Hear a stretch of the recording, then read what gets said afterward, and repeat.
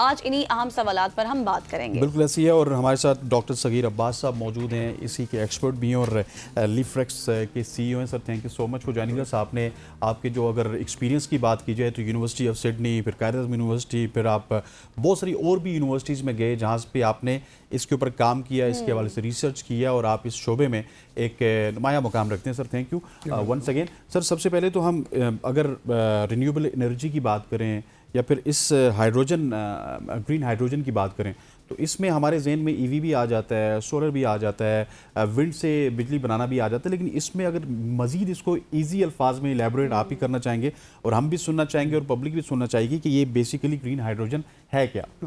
हम अगर बात करें कोई ऐसा फ्यूल जिसके ज़ीरो इमिशंस हों और जिसकी प्रोडक्शन कास्ट, जिसकी हमारी डिपेंडेंसी इंपोर्ट्स पे हम डिपेंडेंट ना हों, ऐसा fuel it could be a green hydrogen.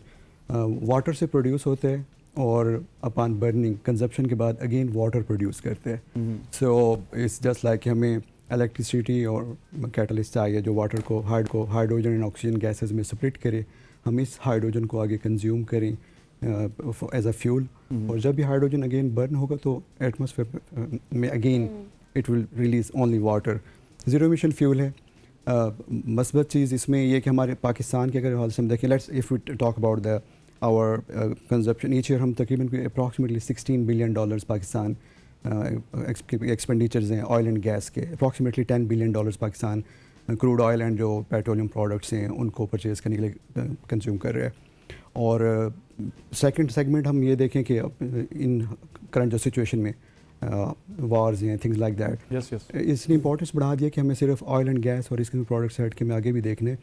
Now the next thing, good thing for Pakistan is हमारे पास बलोचिस्तान, सिंध में सोलर एंड विंड का पोटेंशियल है इन एनर्जीज़ का। हाइड्रोजन के लिए हमें हाइड्रोजन प्रोडक्शन के लिए एक्चुअली हमें हाइड्रोजन फ्यूल सेल्स या एक्चुअली हमें हाइड्रोलाइजर्स चाहिए जिसके लिए हमें इलेक्ट्रिसिटी की ज़रूरत है। क्वेश्चन ये कि पाकिस्तान में इलेक्ट्रिसिटी का क्राइसिस है तो हम कैसे इस किस्म की अहम टेक्नोलॉजी की तरफ मूव कर सकते हैं। So good thing is that कि we already have potential for solar and for wind energy. हम उस पर फोकस, ये hydrogen energy can't work alone, actually ये it could be mix of all this. Solar पे हमारे पास विंड है, वहाँ से हम एनर्जी इलेक्ट्रिसिटी प्रोड्यूस करें और उसको हम यूज़ करें फर्दर हाइड्रोजन के लिए।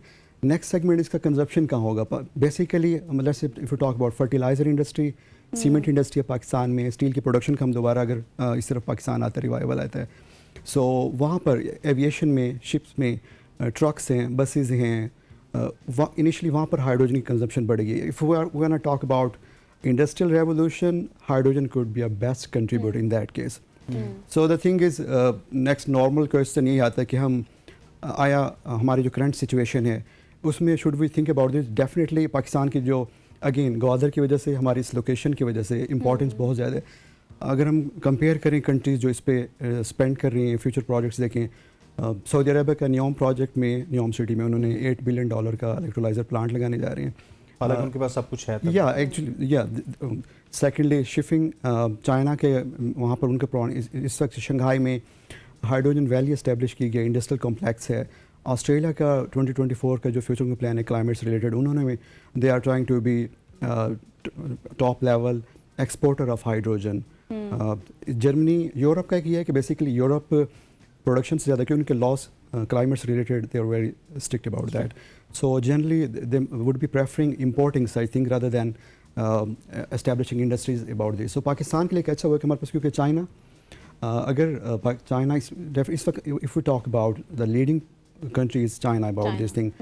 So वहाँ से हमें ये electrolyzers, हम वहाँ पे प्लांट्स में यहाँ पर आते हैं, प्रोडक्शन होती है, वहाँ प्रोडक्शन होती है। We could be a bridge between Europe, even Asia के कुछ अदर कंट्रीज़ जो हैं, and through China, and यहाँ पर भी एस्टेब्लिश कर सकते हैं। सो हमारा जो ग्वादर का प्रोजेक्ट है ऑलरेडी अगर हाइड्रोजन से रिलेटेड वहाँ पे एक्टिविटी होती है, सो हम ट्रांसपोर्ट में, प्रोडक्शन के अलावा हम ट्रांसपोर्ट में भी हेल्प कर सकते हैं to other countries, particular to Europe. सही। अच्छा सगीर साहब, जिस तरह से आपने लीडिंग कंट्री चाइना के हवाले से बात तो की, इसमें कोई शक नहीं है, लेकिन अभी अगर पाकिस्तान की बात की जाए तो हमारी करंट टेक्नोलॉजी या फिर ऐसी है जो हम जितने भी ये ऑयल है, गैस है, कोयले जैसे फॉसिल फ्यूल्स को रिप्लेस करे, या कुछ बैरियर्स हैं इसमें भी? अच्छा देखिए, या बैरियर्स रहती हैं जनरली, जब भी कोई चीज़ में प्रोजेक्ट स्टार्ट होते हैं, इट टेक्स टाइम, डेकेड्स लगते हैं, बट एक अच्छी बात है कि करंट दुनिया जितनी तेज़ी से काम करी, जो काम पहले 2 डेकेड्स 3 डेकेड्स में पॉसिबल होते थे, अब वो इससे कम टाइम में होना शुरू हो बिल्कुल। गए।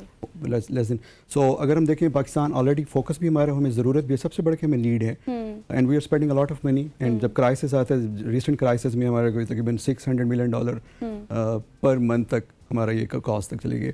और हम 80% सेकेंड ये कि हमारे जो अमोनिया प्रोडक्शन, हम जो इंडस्ट्रीज़ को, फर्टिलाइजर इंडस्ट्री में यूज़ हो रही है, अभी तक हम ग्रे हाइड्रोजन उसमें यूज़ कर रही हैं। ठीक है। तो 80% जो हमारी एनर्जी कंजप्शन हमें already we need a lot of this.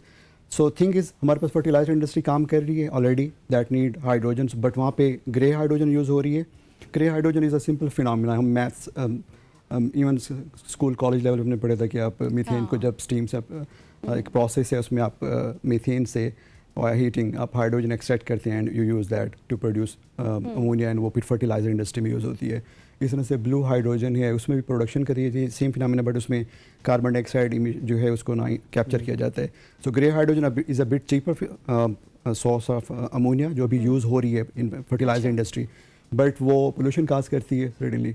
इस तरह से ब्लू हाइड्रोजन का भी सिमिलर के इट काजेस पोल्यूशन, क्योंकि कार्बन बेस्ड हम फॉसिल फ्यूल्स पर डिपेंडेंट हैं। सो बट ग्रीन हाइड्रोजन की वजह से, एज आई मैंशनड, क्योंकि हमने इलेक्ट्रोलिसिस से वाटर को सेपरेट करना है, उससे हाइड्रोजन प्रोड्यूस करनी है, और वापस उसे पानी या उसे फिर वापस पानी। अच्छा सर, मुझे ये बताइएगा सगीर साहब कि इसमें एक मेजर शिफ्ट भी चाहिए होगा।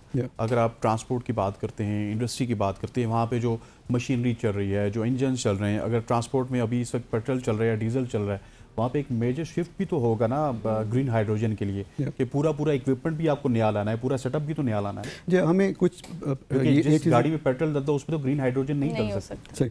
अच्छा, जहाँ तक बात है, जिस गाड़ी में उन गाड़ियों में भी हाइड्रोजन चल सकती है, एंड इट्स इन फ्यूचर आप यूँ देखें उसमें कुछ इक्विपमेंट नया लगेगा, या बेसिकली वो सीएनजी लगी थी। जी हाँ, इस वक्त होंडा एंड टोयोटा ने ऑलरेडी इनकी गाड़ियाँ लॉन्च कर चुकी हैं, but I mean they just operating in USA and Japan and वहाँ पर। सो ऑलरेडी होंडाई के मिराई कार है, इस तरह से होंडाई ने एक नेक्सो SUV वो लॉन्च किए हुए, कुछ ट्रक्स आ चुके हैं। So it is possible. So factor ये है कि हम ये देखना चाह रहे हैं कि अगर हम हाइड्रोजन इंजन यूज़ करते हैं तो हमें कास्ट कितनी होगी, की फैक्टर ये कि सो फर्स्ट थिंग, जैसे आपने कहा कि मेजर चेंज चाहिए होगा, इक्विपमेंट चाहिए, मशीनरी चाहिए, टेक्नोलॉजी चाहिए, उसमें countries like China and other countries अभी इस पर है मजीद। सही। Thank you so much doctor Sagheer Abbas साहब हमारे साथ मौजूद थे। इन डिटेल हम ग्रीन हाइड्रोजन के ऊपर बात कर रहे थे।